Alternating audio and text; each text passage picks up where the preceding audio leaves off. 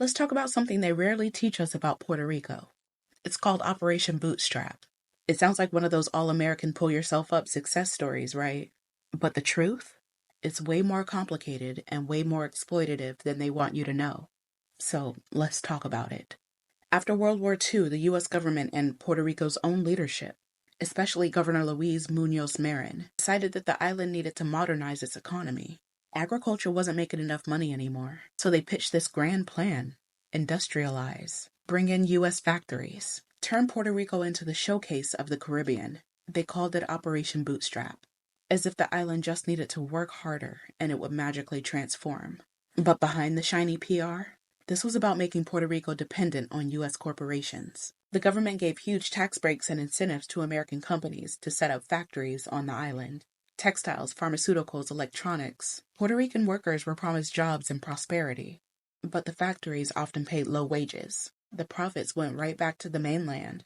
And local control over the economy shrunk even more. And of course, there was a human cost. As agriculture collapsed, thousands of people lost work.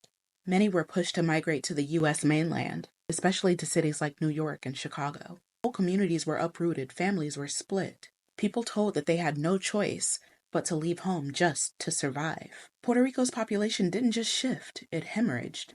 And the government even encouraged this migration as a safety valve for unemployment. They literally planned to export Puerto Rican labor just to keep the economy stable. And let's talk about the elephant in the room. Who benefited most? Not ordinary Puerto Ricans, of course. American corporations got cheap labor, tax breaks, minimal regulation. The U.S. government used Puerto Rico as a testing ground for economic policy they wouldn't dare try on the mainland. And when factories closed and left for even cheaper labor elsewhere, Puerto Rico was left with massive unemployment, debt, and even less economic independence than before.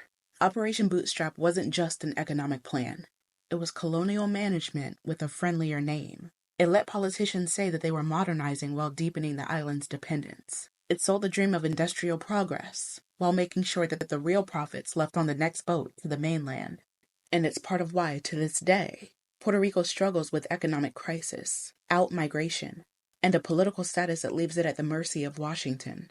So the next time somebody says that Puerto Rico just needs to bootstrap itself, ask them if they know this history. Because Operation Bootstrap wasn't about empowerment, it was about control.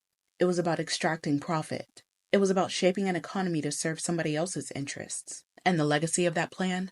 Puerto Ricans are still living with it, whether the textbooks want to admit it or not.